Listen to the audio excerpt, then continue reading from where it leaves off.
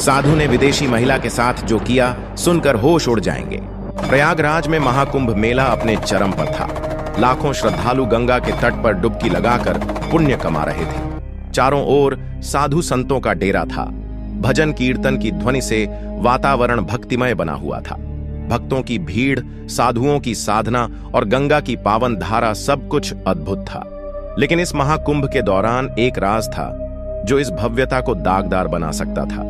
इस पवित्र माहौल में 3 व्यक्ति साधु के वेश में घूम रहे थे, लेकिन उनका इरादा धर्म और आध्यात्मिकता से कोसों दूर था। ये तीनों व्यक्ति विजय, राकेश और सुनील पेशेवर अपराधी थे। उन्होंने साधु का वेश इसलिए धारण किया था ताकि वे श्रद्धालुओं को ठग सकें और महिलाओं के साथ छेड़छाड़ कर सकें। उनका लक्ष्य था महाकुंभ की पवित्रता को भंग करना और साधुओं की प्रतिष्ठा को धूमिल करना। विजय, राकेश और सुनील ने महाकुंभ में आने वाले भोले भाले श्रद्धालुओं को ठगने के कई तरीके अपनाए। वे नकली रत्न और ताबीज बेचते थे और भविष्य बताने के नाम पर लोगों से पैसे ऐंठते थे। उनकी निगाहें विशेष रूप से विदेशी महिलाओं पर थीं, जिन्हें वे आसानी से अपना शिकार बना सकते थे। एक दिन महाकुंभ में आई एक रूसी युवती अलीना गंगा स्नान करके अपने टेंट में लौट रही थी। अलीना बहुत ही सुंदर और सरल स्वभाव की थी। विजय, राकेश और सुनील की नजर उस पर पड़ी और उन्होंने उसे अपना शिकार बनाने का फैसला किया। जब अलीना अपने टेंट के पास पहुंची तो विजय, राकेश और सुनील ने उसे घेर लिया। उन्होंने उससे अश्लील बातें कहीं और उसे अपने साथ चलने के लिए कहा। अलीना बहुत डर गई और उसने मदद के लिए चिल्लाना शुरू कर दिया। अलीना की चीख सुनकर पास ही में खड़े एक पुलिस अधिकारी इंस्पेक्टर अजय की नजर उन पर पड़ी। इंस्पेक्टर अजय एक ईमानदार और कर्तव्यनिष्ठ पुलिस अधिकारी थे। उन्होंने तुरंत स्थिति को भांप लिया और अलीना को बचाने के लिए दौड़ पड़े। इंस्पेक्टर अजय ने तीनों नकली साधुओं को पकड़ लिया और उन्हें थाने ले गए। थाने में उन्होंने उनसे पूछताछ की। पहले तो वे तीनों अस्वीकार करते रहे, लेकिन जब इंस्पेक्टर अजय ने उनके खिलाफ सबूत दिखाए तो वे टूट गए और अपना जुर्म कबूल कर लिया। इंस्पेक्टर अजय ने तीनों अपराधियों को जेल में डाल दिया। अलीना ने इंस्पेक्टर अजय को धन्यवाद दिया और कहा कि उन्होंने उसकी जान बचाई। इस घटना के बाद महाकुंभ में सुरक्षा व्यवस्था और कड़ी कर दी गई। पुलिस ने सादे कपड़ों में अपने जवान तैनात किए ताकि ऐसे अपराधियों पर नजर रखी जा सके। इस घटना ने एक बार फिर साबित कर दिया कि समाज में कुछ ऐसे लोग होते हैं जो धर्म और आध्यात्मिकता का चोला ओढ़कर गलत काम करते हैं। हमें ऐसे लोगों से सावधान रहना चाहिए और उनकी असली पहचान उजागर करनी चाहिए। और दोस्तों, कैसा लगा आपको यह वीडियो? हमें कमेंट करके जरूर बताएं। अगर आपके मन में कोई सवाल है तो आप हमें कमेंट बॉक्स में पूछ सकते हैं। क्या हुआ जब पुनर्जन्म के 9 साल बाद एक लड़की पहुंची महाकुंभ में और फिर वहां एक साधु को देखकर कहने लगी कि इसी ने मुझे मारा था। इस घटना की पूरी सच्चाई जब आप सुनोगे तो आपके पैरों के नीचे से भी जमीन खिसक जाएगी। वीडियो की शुरुआत करने से पहले महादेव के सच्चे भक्त वीडियो को लाइक कर दें और कमेंट बॉक्स में हर हर महादेव जरूर लिखें। दोस्तों, इस घटना की शुरुआत होती है राजस्थान के शिवपुरा जिले से, जहां बसंत जी परमार और उनकी पत्नी मीनाक्षी परमार रहा करते थे। बसंत जी खुद का एक छोटा मोटा व्यापार चलाते थे, जिससे वह ठीक ठाक कमाई कर लेते थे और जैसे तैसे अपना और मीनाक्षी का गुजारा कर लेते थे।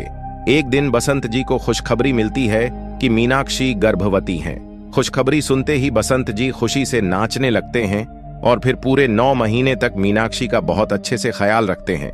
मीनाक्षी की कोख से 9 महीने बाद एक बहुत ही सुंदर बच्ची का जन्म होता है। बसंत जी और मीनाक्षी अपनी बेटी से बहुत प्यार करते थे। उन्होंने उसका नाम रीना रखा। रीना धीरे धीरे बड़ी होती जा रही थी। बसंत जी रीना का स्कूल में एडमिशन करवा देते हैं। रीना बचपन से ही पढ़ाई लिखाई में बहुत अच्छी थी। वह हमेशा स्कूल में पहला स्थान प्राप्त करती थी। लेकिन रीना के मन में बचपन से ही पानी को लेकर एक अजीब सा डर था। उसे कई बार रात को पानी के सपने आते थे।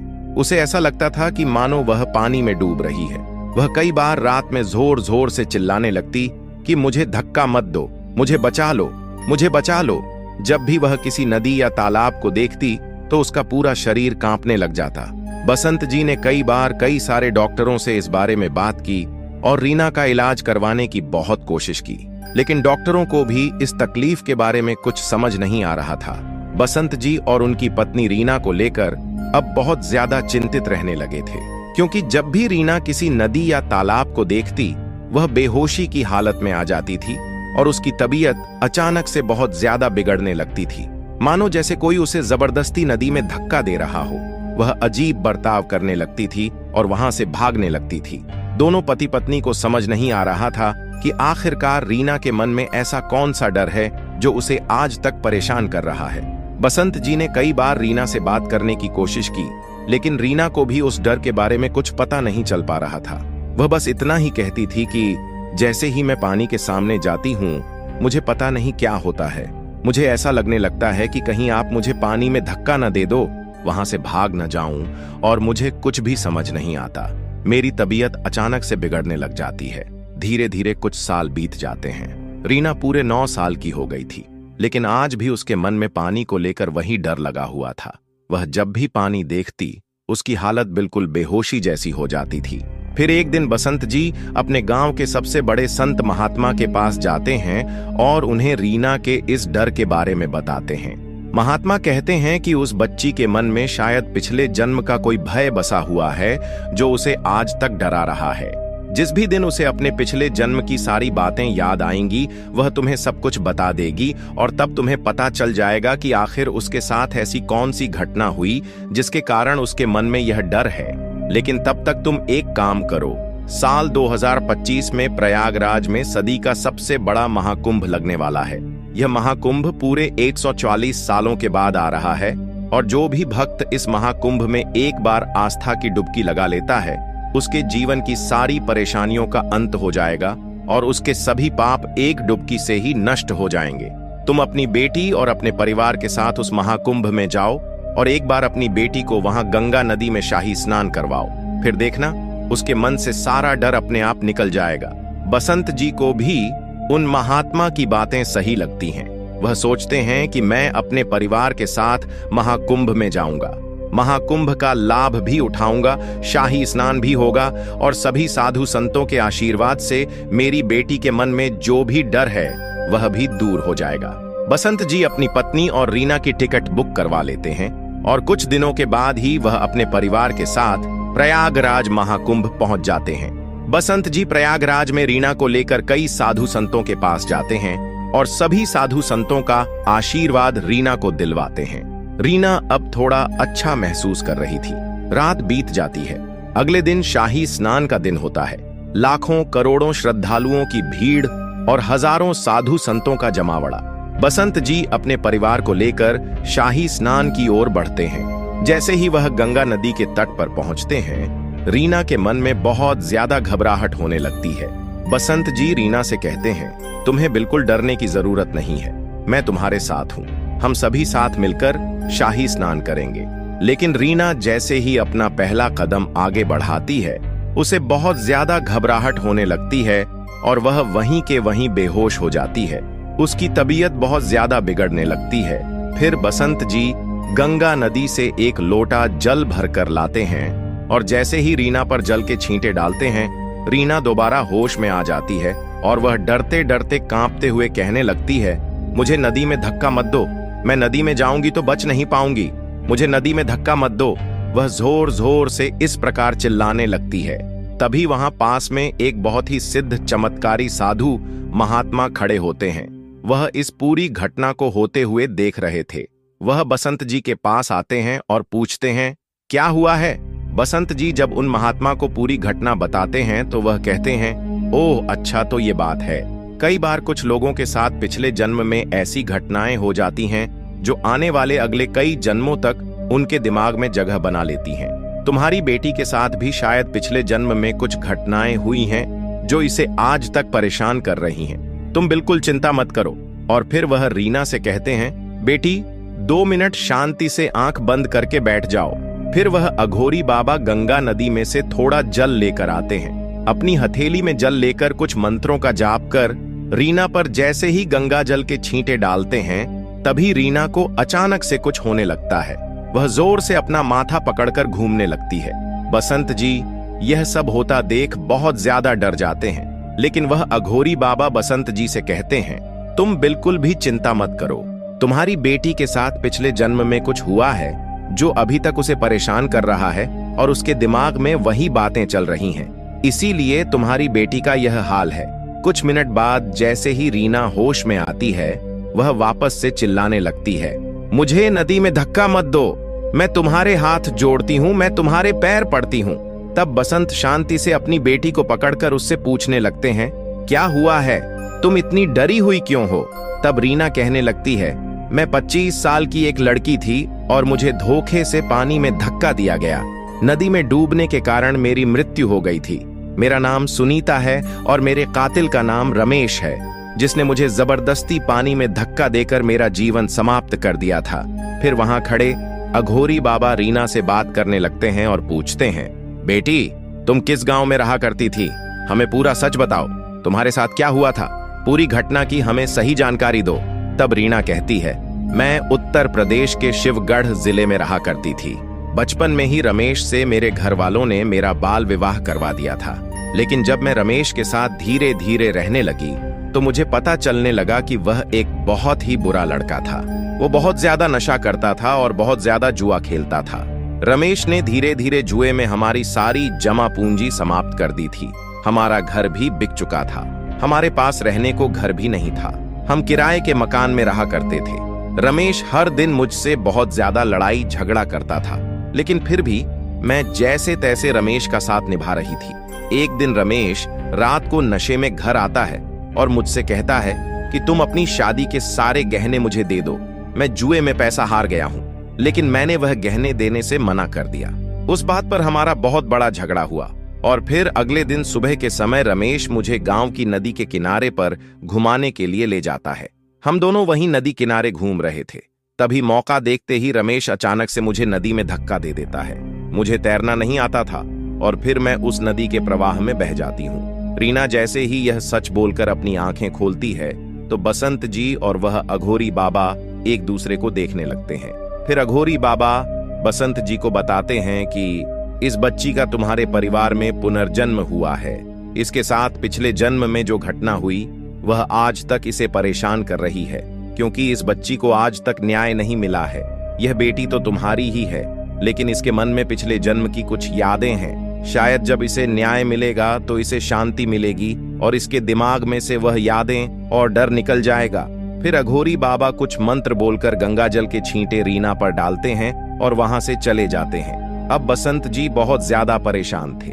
उन्हें समझ नहीं आ रहा था कि आखिर क्या किया जाए। फिर वह सोचते हैं कि रीना ने जो पता बताया है उसी पते पर जाना चाहिए। इसके बाद बसंत जी अपने परिवार के साथ रीना को लेकर उत्तर प्रदेश के शिवगढ़ गांव में जाते हैं, लेकिन वह पहले पुलिस स्टेशन जाते हैं और पता करते हैं कि आज से 9-10 साल पहले किसी लड़की के डूबने की कोई रिपोर्ट दर्ज हुई थी या नहीं। तब उन्हें शिवगढ़ के पुलिस थाने से पता चलता है कि आज से ठीक 9 साल पहले सुनीता नाम की एक लड़की की गांव की नदी में डूबकर मौत हो गई थी और आज तक उसकी मौत की असली वजह पता नहीं चल पाई। शायद वह गलती से नदी में गिर गई थी और उसे तैरना नहीं आता था, इसलिए उसकी मौत हो गई। लेकिन बसंत जी पुलिस वालों को पूरी घटना के बारे में बताते हैं। पहले तो पुलिस वाले बसंत जी की बातों पर विश्वास नहीं करते, लेकिन फिर बसंत जी पूरी घटना को विस्तार से सही से समझाते हैं और रमेश का नाम बताते हैं कि किस प्रकार से रमेश जुए में पैसे हार गया था और किस प्रकार से उसने इस घटना को अंजाम दिया। तब पुलिस वालों को बसंत जी की बातों पर विश्वास होता है और वो रीना को लेकर उसी घर में जाते हैं जहां वो पहले रहा करती थी। रीना जैसे ही उस घर में पहुंचती है वह डरने लगती है, लेकिन उसे उस घर का पूरा रास्ता पता था। उसे उस घर के हर कमरे के बारे में पता था।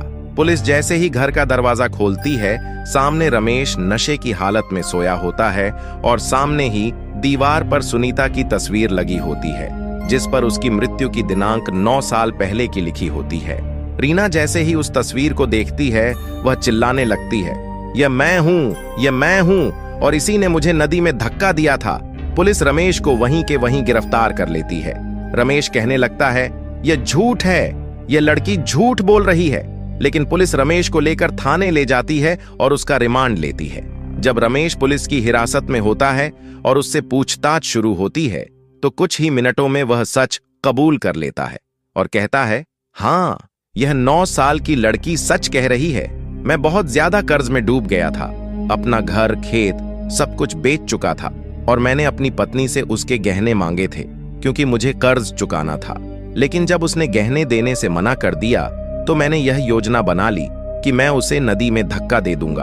अगले दिन मैं उसे गांव की नदी के पास घूमने ले गया और मौका देखकर मैंने उसे नदी में धक्का दे दिया। वह नदी के प्रवाह में काफी आगे बह गई थी। फिर मैं घर आया और तिजोरी से उसके सारे गहने चुरा लिए और जुए में वे भी हार गया।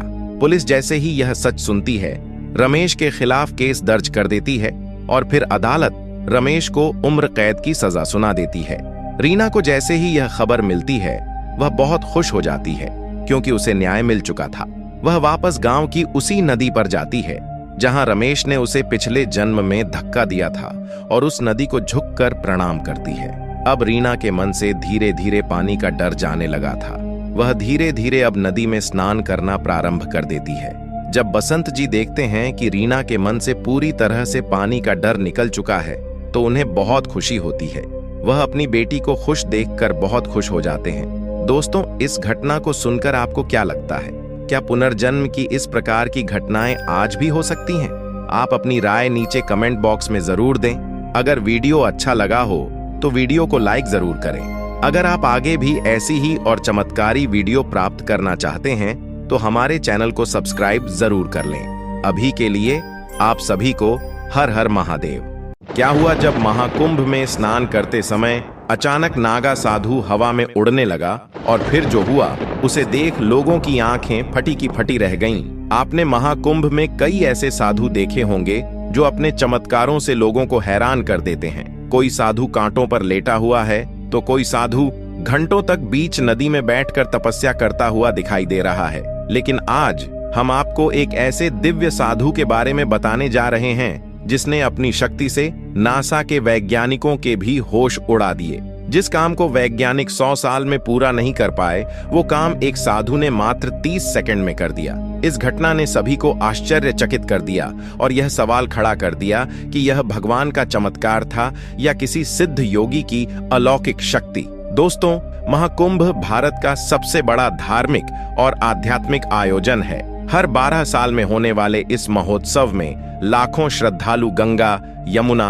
और सरस्वती के संगम में डुबकी लगाने के लिए आते हैं। यह पर्व केवल स्नान का नहीं बल्कि आत्मा की शुद्धि और ईश्वर के साथ जुड़ने का अवसर भी है। महाकुंभ का माहौल हमेशा से अद्भुत होता है। यहाँ साधु संतों की भीड़, आध्यात्मिक चर्चाएं और धार्मिक अनुष्ठानों की गूंज पूरे वातावरण को पवित्र बना देती है। लेकिन इस बार महाकुंभ में जो हुआ उसने हर किसी को हैरान कर दिया। दरअसल यह घटना महाकुंभ के तीसरे दिन की है। सूरज की किरणें संगम के पवित्र जल पर चमक रही थीं। हजारों श्रद्धालु गंगा स्नान के लिए इकट्ठा हुए थे। तभी एक साधु अचानक मुख्य घाट की ओर आते हुए दिखाई दिए। उनकी वेशभूषा साधारण थी। भगवा वस्त्र, जटाई और माथे पर भस्म का तिलक था, लेकिन उनकी आंखों में कुछ अलग ही तेज था। लोगों ने सोचा कि यह कोई और साधु होगा जो अपने तप और योग के प्रदर्शन के लिए आया है। लेकिन किसी को यह नहीं पता था कि कुछ ही क्षणों में वह साधु ऐसा कुछ करेंगे जो सबकी कल्पना से परे था। जैसे ही साधु संगम के पास पहुंचे, उन्होंने ध्यान मुद्रा में बैठकर कुछ मंत्रों का उच्चारण किया। चारों ओर एक अजीब सी शांति छा गई। ऐसा लगा जैसे पूरा वातावरण उनकी ऊर्जा से भर गया हो। कुछ मिनटों के बाद साधु ने अपनी आंखें खोलीं और अपने दोनों हाथ ऊपर उठाए और फिर कुछ ऐसा हुआ जिसे देखकर हर कोई हैरान रह गया। साधु धीरे धीरे हवा में उठने लगा। वह साधु जमीन से करीब 10 से 15 फीट ऊपर उठ गए। चारों ओर भीड़ में हलचल मच गई। लोग अपनी आंखों पर विश्वास नहीं कर पा रहे थे। किसी ने इसे चमत्कार कहा तो किसी ने इसे योग की सिद्धि। इस घटना को देखकर हर कोई हैरान था। किसी ने अपने फोन से वीडियो बनाना शुरू कर दिया तो कुछ लोग साधु को नमन करने लगे। एक श्रद्धालु जो उत्तराखंड से आए थे, उन्होंने कहा, यह मेरे जीवन का सबसे अद्भुत अनुभव था। मैंने कभी नहीं सोचा था कि मैं अपनी आंखों से ऐसा कुछ देखूंगा। यह भगवान शिव का आशीर्वाद है। हिंदू धर्म में योग और ध्यान को एक शक्तिशाली साधन माना जाता है। प्राचीन ग्रंथों में कहा गया है कि जो साधु अपनी साधना में पूर्णता प्राप्त करते हैं वे अलौकिक शक्तियों के धनी हो जाते हैं। इसे अष्ट सिद्धि और नवनिधि कहा जाता है। कुछ विद्वानों ने इस घटना को भगवान शिव के आशीर्वाद से जोड़ा। शिव, जिन्हें योग के देवता माना जाता है, हमेशा अपने भक्तों की साधना को मान्यता देते हैं। यह घटना इस बात का प्रमाण है कि वह साधु अपनी साधना में कितने सिद्ध थे। इस घटना को लेकर वैज्ञानिकों और तर्कवादियों ने भी अपनी राय दी। कुछ लोगों का कहना है कि यह गुरुत्वाकर्षण का उल्लंघन कैसे हो सकता है। क्या यह कोई विशेष तकनीक थी या फिर इसका कारण केवल लोगों की आंखों का भ्रम था? लेकिन यहाँ सवाल यह उठता है कि अगर यह भ्रम था तो हजारों लोग एक ही समय पर इसे कैसे देख सकते थे? और अगर यह कोई तकनीक थी तो वह क्या हो सकती है जो साधु को हवा में उठा सके? हालांकि साधु ने इस बारे में कोई बयान नहीं दिया। उन्होंने बस अपने ध्यान और मंत्रों का पालन किया और कुछ समय बाद वापस जमीन पर आ गए। जैसे ही यह घटना घटी, इसका वीडियो सोशल मीडिया पर वायरल हो गया। यूट्यूब, फेसबुक और इंस्टाग्राम पर इस घटना के लाखों व्यूज और शेयर हुए।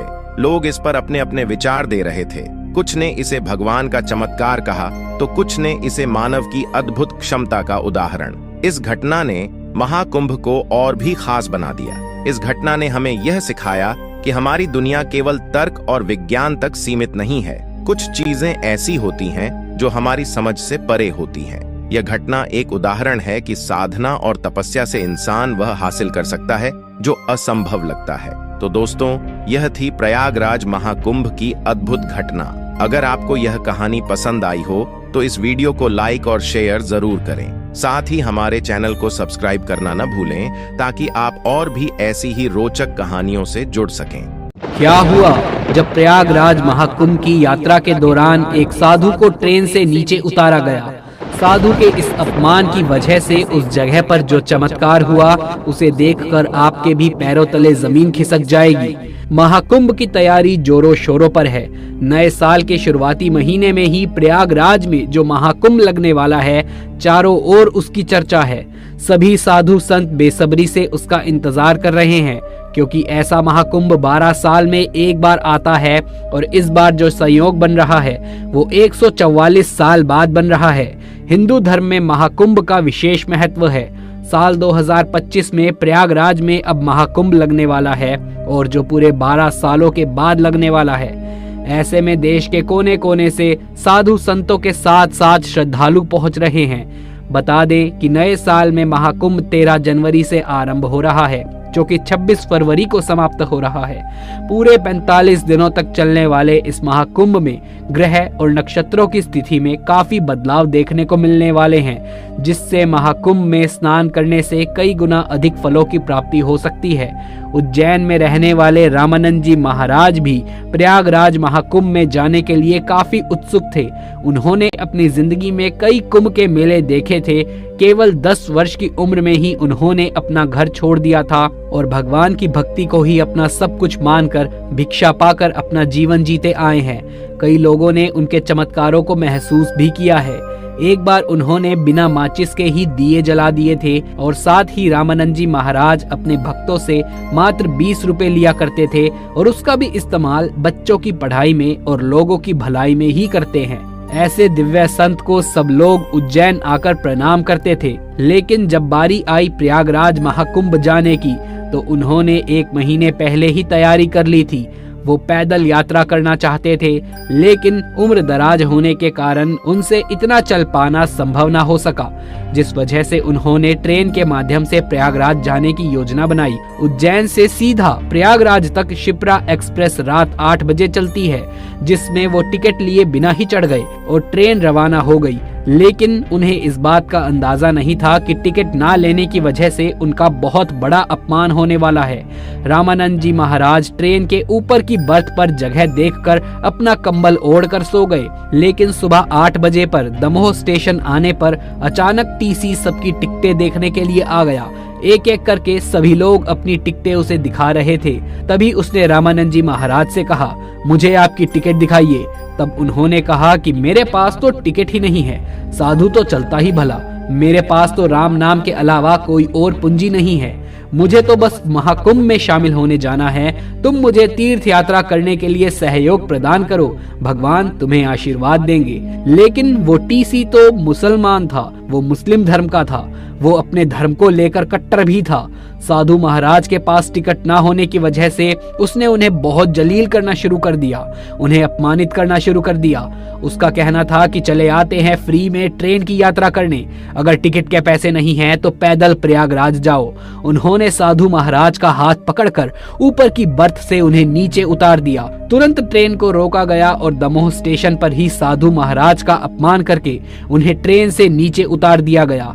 उस समय ट्रेन का स्टॉप बना हुआ था। ट्रेन 15 मिनट वहां पर रुकने वाली थी, लेकिन उस मुस्लिम टीसी को इस बात का अंदाजा नहीं था कि रामानंद जी महाराज काफी ज्यादा चमत्कारिक साधु संत हैं और अब जो होने वाला था उस घटना से तो पूरा दमोह शहर ही कांप गया।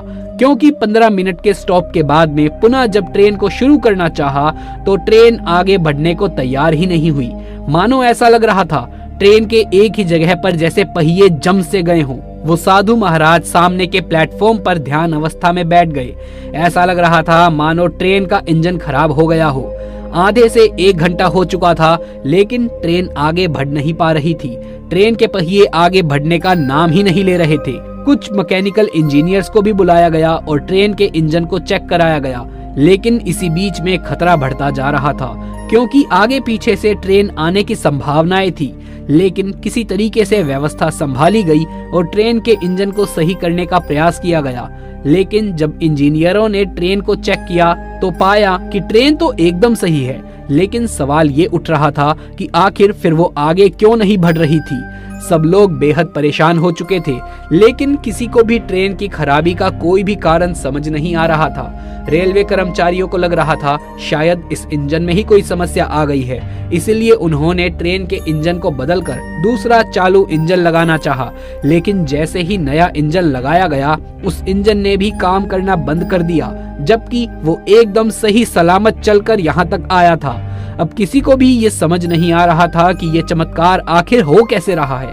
आखिर ट्रेन आगे क्यों नहीं बढ़ पा रही है। वो मुस्लिम धर्म का टीसी भी बहुत परेशान हो चुका था, उसके भी समझ नहीं आ रहा था आखिर ये सब हो क्या रहा है।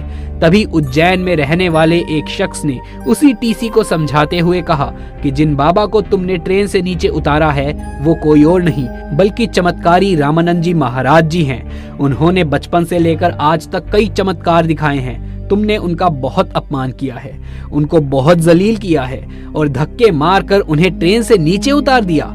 ये बहुत बड़ा पाप है और इसी पाप का सिला तुम्हें इस रूप में मिल रहा है जहां पर हमारी ट्रेन आगे ही नहीं बढ़ पा रही है। तुम ध्यान से देखोगे तो अभी भी वो बाबा सामने ही प्लेटफॉर्म पर तुम्हें दिख जाएंगे। वो ध्यान अवस्था में बैठे हुए हैं, क्योंकि वो जानते हैं कि ये ट्रेन उनके बिना आगे नहीं बढ़ पाएगी। वो चाहते तो यहाँ से जा भी सकते थे, लेकिन वो भविष्य जानते हैं। वो काफी चमत्कारिक बाबा हैं। तुम्हें इस तरह से उनका अपमान नहीं करना चाहिए था। जिसके बाद में उस मुस्लिम टीसी को अपनी गलती का एहसास हुआ और उसने सामने बैठे रामानंद जी महाराज के पैरों में गिरकर उनसे माफी मांगी। उसका कहना था कि बाबा मुझे माफ कर दीजिए, मुझसे बहुत बड़ी गलती हुई है। पद और प्रतिष्ठा के अभिमान में इंसानियत को तो मैंने भुला दिया। मुझे समझना चाहिए था कि साधु संतों ने इस दुनिया को बहुत कुछ दिया है। आज जब हमसे वो कुछ मांग रहे हैं तो हमारी ये जिम्मेदारी बनती है कि हम उन्हें तीर्थ यात्रा के लिए सपोर्ट करें। मैं अपनी इस गलती के लिए आपसे माफी मांगता हूं और कृपा करके हमारी ट्रेन में फिर से एक बार बैठ जाइए ताकि हम हमारी यात्रा को शुरू कर सके। सुबह से दोपहर के 12 बज गए थे। सुबह 8 बजे से लेकर 12 बजे तक ट्रेन दमोह स्टेशन पर ही खड़ी थी। उस मुस्लिम टीसी ने साधु महाराज से विनती करी, आगे पीछे से ऐसी बहुत सारी ट्रेनें आने का समय नजदीक आता जा रहा है। अगर आप हमारे साथ इस ट्रेन में नहीं बैठे और अगर ये ट्रेन आगे नहीं बढ़ेगी तो सैकड़ों यात्रियों की जान को नुकसान भी हो सकता है। रामानंद जी महाराज अपने भक्तों से बड़ा ही प्रेम करते थे और हर भक्त में भगवान का स्वरूप देखते थे। वो किसी भी यात्री की जान को हानि नहीं पहुंचाना चाहते थे, लेकिन उन्होंने ट्रेन में चढ़ने से पहले टीसी के सामने 2 शर्त रख दी। सबसे पहली शर्त थी, अगर कोई भी साधु या कोई भी असहाय व्यक्ति इस ट्रेन में बिना टिकट के चढ़ता है तो तुम उसे रोकोगे नहीं, उसकी समस्या समझकर उसका सहयोग करोगे, ना कि उसका अपमान करोगे। और दूसरी शर्त ये थी कि इस पूरे महाकुंभ मेले के दौरान अगर कोई भी इंसान तीर्थ यात्रा पर जाना चाहता है तो तुम ये नहीं देखोगे कि उसके पास टिकट के पैसे हैं हैं या नहीं। तुम उस यात्रा में उसका सपोर्ट करोगे, जिससे तुम्हें भी उसका पुण्य फल प्राप्त होगा, क्योंकि किसी को तीर्थ यात्रा कराना बहुत ही ज्यादा पुण्य का कार्य है। टीसी ने उन रामानंद जी महाराज की दोनों शर्तों को स्वीकार कर लिया और उन्हें सम्मान पूर्वक उसी सीट पर बैठाया जहां पर वो पहले बैठे हुए थे। और चमत्कार कुछ ऐसा हुआ कि जो इंजन पिछले 5 घंटों से बंद पड़ा हुआ था, अब एक तेज आवाज निकली और वही इंजन आगे बढ़ने को तैयार हो चुका था। जैसे ही लोको पायलट ने ट्रेन को आगे बढ़ाना चाहा, इस बार ट्रेन के पहिए आगे बढ़ने लगे, मानो रामानंद जी महाराज के आदेश पर एक जगह पर वो पहिए जम गए थे और अब उनके ट्रेन में बैठते ही ट्रेन के पहिए भी आगे बढ़ने लग गए। ये एक बहुत ही बड़ा चमत्कार था जिसे ट्रेन में मौजूद हर एक यात्री ने महसूस किया और सब रामानंद जी महाराज के दास बन गए। शाम को तकरीबन 4:30 बजे ट्रेन प्रयागराज पहुंची, जहां रामानंद जी महाराज के उतरने के पश्चात कई लोग उनसे मिलने आए, उनके इस चमत्कार को महसूस किया और इस चमत्कारी घटना के बाद से प्रयागराज जाने के लिए भक्तों की भीड़ और ज्यादा बढ़ गई। रामानंद जी महाराज के प्रयागराज पहुंचते ही इस चमत्कारी घटना के बाद से दुनिया भर में अलग अलग ट्रेनों में महाकुंभ जाने के लिए यात्रियों की भीड़ लग गई। खास तौर पर शिप्रा एक्सप्रेस में जो भी यात्री बिना टिकट के महाकुंभ में जाने के लिए सफर करता था, उसे कोई भी मना नहीं करता था, क्योंकि ये रामानंद जी महाराज की सबसे पहली शर्त थी। दोस्तों, आपको इस घटना से क्या सीखने को मिला, हमें नीचे कमेंट बॉक्स में लिख करके जरूर से बताइएगा। अगर आप भी महाकुंभ प्रयागराज जाने वाले हैं तो अपना अनुभव नीचे जरूर से साझा करिएगा। अगर वीडियो पसंद आया हो तो इसे एक लाइक जरूर से कर दें, साथ ही हमारे चैनल को सब्सक्राइब करके पास वाले बेल आइकन को प्रेस करना बिल्कुल भी ना भूलें, ताकि ऐसी ही सत्य चमत्कारिक घटना हमारे चैनल पर आपको देखने को मिलती रहे। जल्द मुलाकात होगी अगली वीडियो में, तब तक के लिए आप सभी का धन्यवाद।